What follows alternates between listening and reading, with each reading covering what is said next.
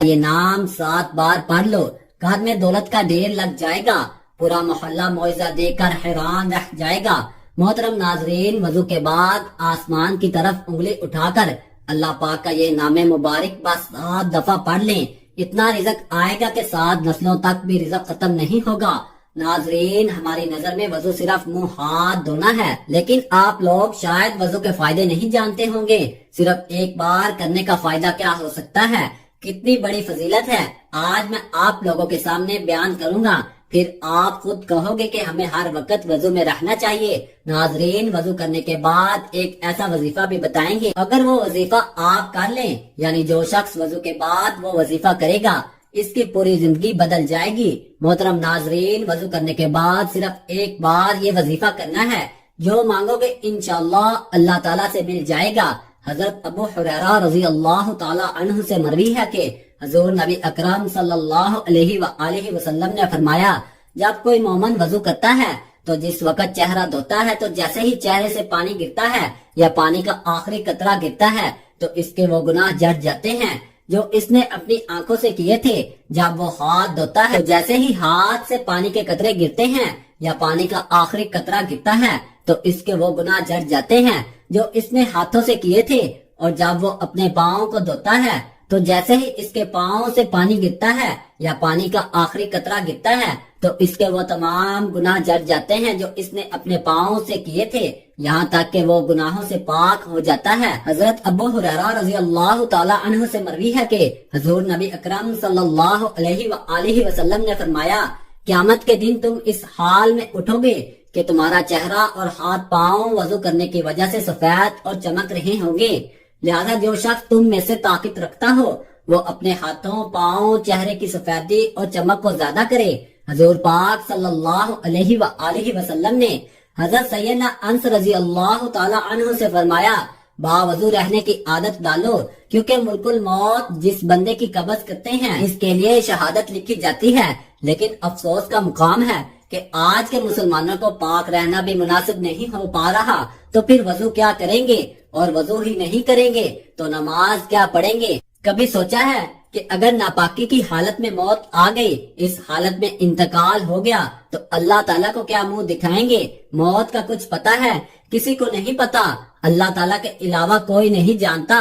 تو حدیث شریف میں آتا ہے کہ وضو کرنے کا سب سے بڑا ثواب ہے کہ باوضو ہو کر سونے والا، یعنی رات میں جو وضو کر کے سوتا ہے وہ روزہ رکھ کر عبادت کرنے والے کی طرح ہے، تو اس کے لیے وضو کر کے سویا کرو۔ اگر آپ چاہتے ہیں کہ آپ پوری رات عبادت کرو تو آپ بس وضو کر کے سویا کرو، آپ کو پوری رات عبادت کرنے کا ثواب ملے گا اور ساتھ روزے کا ثواب بھی ملے گا۔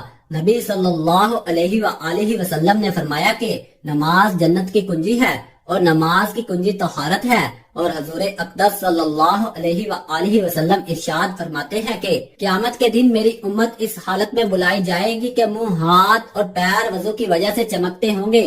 صحیح بخاری جو وضو کرتا ہے اس کے نامہ اعمال میں اللہ تعالیٰ 10 نیکیاں لکھ دیتا ہے۔ وقت کی نزاکت کو مد نظر رکھتے ہوئے وظیفے کی طرف چلتے ہیں۔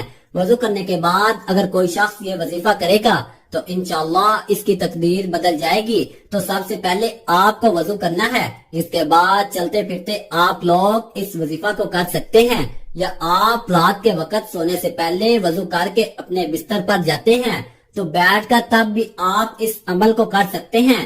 سب سے پہلے آپ نے 3 مرتبہ درود پاک پڑھنا ہے، ایک دفعہ میرے ساتھ بھی پڑھیں۔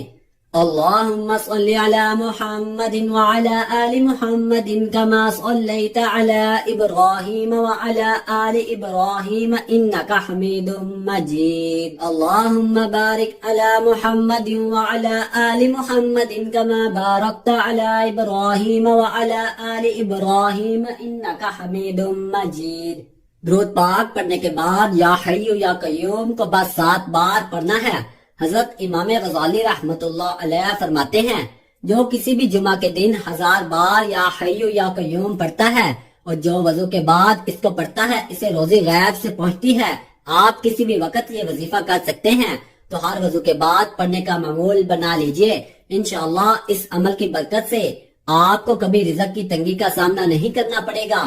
یہ 2 نام اللہ کے صفاتی نام ہے۔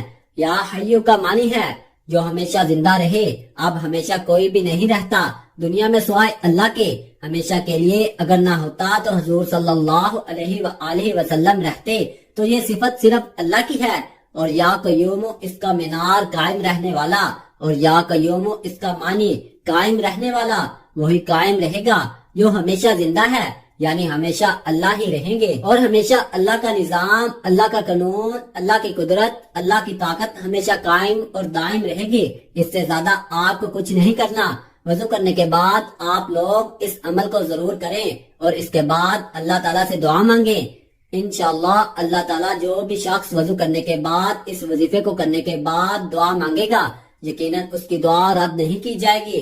ناظرین، سورہ اخلاص کا ایسا وظیفہ جس سے لڑکا یا لڑکی کی شادی یا نکاح میں رکاوٹ ختم ہو جاتی ہے، سورہ اخلاص کا وظیفہ جس سے مال میں برکت ہوتی ہے، اگر آپ سورہ اخلاص کو روزانہ صبح کے وقت چلتے پھرتے صرف 8 مرتبہ اس کو پڑھ لیتے ہیں تو اس سے آپ کو کیا فائدہ حاصل ہوگا دنیا میں بھی۔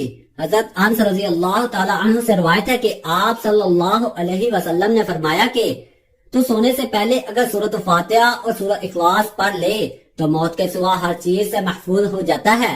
حضرت عائشہ رضی اللہ تعالی عنہ سے مروی ہے کہ آپ صلی اللہ علیہ وسلم جب سونے کے لیے تشریف لاتے تو اپنی دونوں ہتھیلیاں اکٹھی کر لیتے، پھر سورۃ اخلاص، سورۃ الفلق اور سورۃ الناس پڑھ کر ان پر دم کرتے اور اپنے سر اور چہرے اور جسم کے اگلے حصے جہاں تک ممکن ہوتا پھیرتے۔ آپ صلی اللہ علیہ وسلم اس طرح 3 بار کرتے۔ آپ نے فرمایا کہ گھر میں داخل ہوتے ہوئے جس نے سورۃ اخلاص کا ورد کیا، اس کے گھر سے فکر و فاقہ ہمیشہ کے لیے رخصت ہوا۔ سورۃ اخلاص کے چند وظائف آپ کو بتاتے ہیں کہ کون سے مسئلے کے لیے کتنی بار سورۃ اخلاص پڑھ سکتے ہیں۔ سر درد کے علاج کے لیے کچھ لوگ سورۃ اخلاص کو سر درد کے لیے دم کے طور پر استعمال کرتے ہیں۔ اس کا طریقہ روایت میں کچھ اس طرح ملتا ہے کہ دم کرنے والا اور کروانے والا دونوں آمنے سامنے چوکڑی مار کر بیٹھ جائیں اور پھر 11 بار سورۃ اخلاص کو پڑھ کر مریض کی کان پٹیوں کو انگلی سے پکڑتے ہوئے آہستہ آہستہ دونوں بھووں کے درمیان لا کر دم کرتے ہیں اور انگوٹھا کھینچ لیتے ہیں۔ اس طرح دن میں 3 بار دم کرنے سے سر کا درد مکمل طور پر ختم ہو جاتا ہے۔ بچوں کا فوت ہو جانا، کچھ خواتین کے بچے اوائل عمل میں ہی ضائع ہو جاتے ہیں۔ حمل کے پہلے مہینے دیسی اجوائن 1 پاؤ، کالی مرچ 1 پاؤ، شہد 1 پاؤ لے کر عروج ماہ میں 100 بار سورۃ اخلاص پڑھ کر ان پر دم کیا جائے، پھر روزانہ 1 چٹکی اجوائن اور 3 کالی مرچ دے کر انگلی پر شہد لگا کر کھلاتے ہیں۔ بہت ہی مجرب وظیفہ ہے۔ حضرت انس رضی اللہ تعالی عنہ کہتے ہیں کہ رسول کریم صلی اللہ علیہ وآلہ وسلم کو جب معاملہ غمگین نظر آتا تو آپ صلی اللہ علیہ وآلہ وسلم یہ فرماتے، دعا یعنی اے زندہ، اے قائم رہنے والے، میں تیری رحمت کے ذریعے فریاد چاہتا ہوں۔ اللہ پاک سے دعا ہے کہ اللہ پاک ہمیں 5 وقت کا نمازی بنا دے اور دین اسلام پر عمل کرنے کی توفیق عطا فرمائے، آمین۔ تمام احباب سے گزارش ہے کہ اللہ پاک کے 99 ناموں میں سے کوئی ایک نام کمنٹ میں ضرور لکھیں۔